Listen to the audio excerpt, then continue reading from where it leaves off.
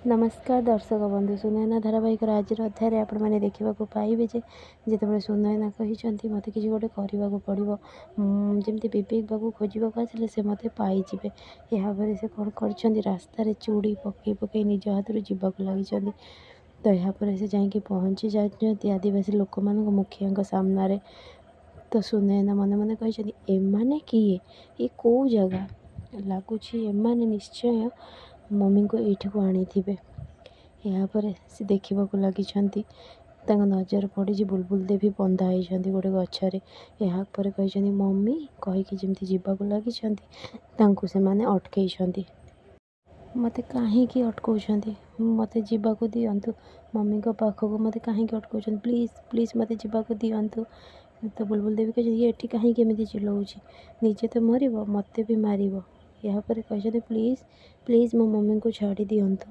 तो से लोक मैंने कथा लुकती तो लोक कहते सरदार तुमठू प्रतिशोध ने प्रतिशोध। बुलबुल देवी कहते कहीं कौन पाई ना तुम्हें आम सरदार हेबाकू जाऊथुवा बोहू को मारिच पत्थर मारिच तेणु देवी माँ सामने तुमको बलि दिज्व। यापर बुलबुल पूरा डरी जाइछन्ति कहते शुण मु तुम बोहू को कष्ट देना एवं मो बोहू एठिकी चली आसी तमें ताकू बलि देकी तुम प्रतिशोध पूरा कर मत छाड़ी दियो। यापर समस्ते सुनयना को देखी सुनयना हाथ जोड़े कहते प्लीज प्लीज। तो सर लोक मैंने देखा लगी बुलबुल देवी को कहते ठीक अच्छे।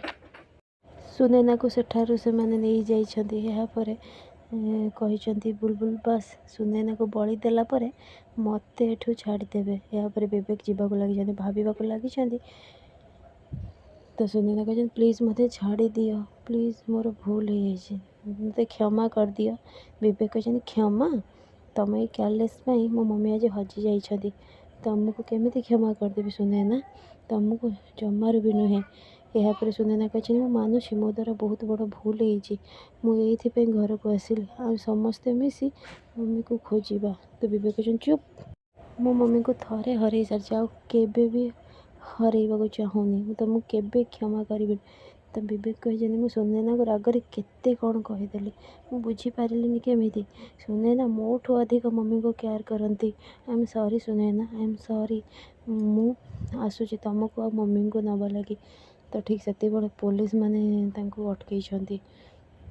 विवेक कहते इन्स्पेक्टर कहीं रास्ता बंद अच्छी पुलिस मैंने कहते आगे वर्षा पवन हो रास्ता बंद अच्छी एपटे आप जापर दी 3 घंटा लगे सफा हाँपाई रास्ता। यापर से कहते एक्चुअली मो मम्मी आ वाइफ को खोजुची ना आप अलग रास्त ना जातु ना ठीक अच्छे। तो सेठार से जाइछन्ति एपटे सुनयना को आणिकी गोटे देवी पाखे फोपाड़ी देइछन्ति। यापर से मैंने अलग भाषा कथबार्ता होती। तो सुनयना देखिकी पूरा डरी जाइछन्ति। सुनयना कहते आप सब कौन करुँच मुझे भी बुझीपारुनी मम्मी को एमती कहीं बंदी कर रखी छाड़ी दिंतु प्लीज छाड़ी दिंतु। एपटे गुड़िया जमी बसिकी पाठ पढ़ुंट ठीक से देखी विवेक आसी सुनयना फोटो पड़ी भांगी जापर से दौड़ी जाइछन्ति।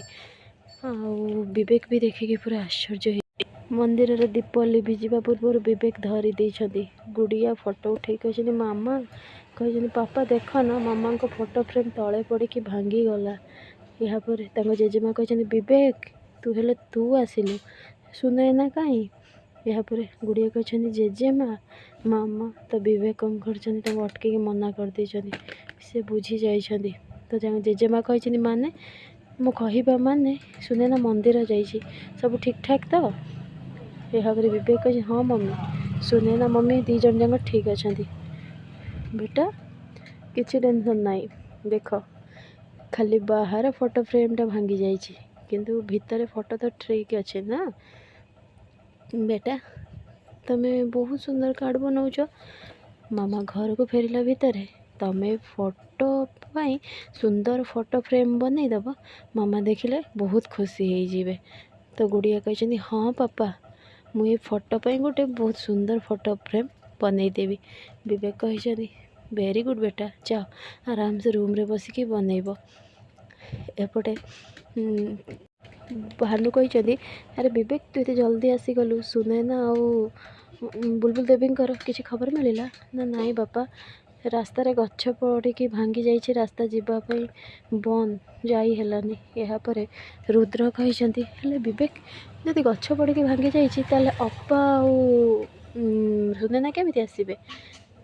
ତ ବିକାଶ ବି କହିଛନ୍ତି ହଁ ଠିକ୍ କଥା କହୁଛ।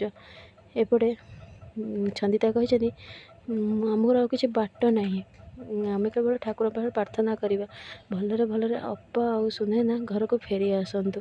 ଫ୍ରେଣ୍ଡସ୍, ଆଗକୁ କେମିତି ନୂଆ ଅପଡ଼େଟ୍ ପାଇବା ଲାଗି ମୋ ଚ୍ୟାନେଲକୁ ସବସ୍କ୍ରାଇବ୍ କରନ୍ତୁ। ଆପଣମାନଙ୍କୁ ମୋ ଭିଡ଼ିଓ ଭଲ ଲାଗୁଥିଲେ ମୋତେ କମେଣ୍ଟରେ କୁହନ୍ତୁ।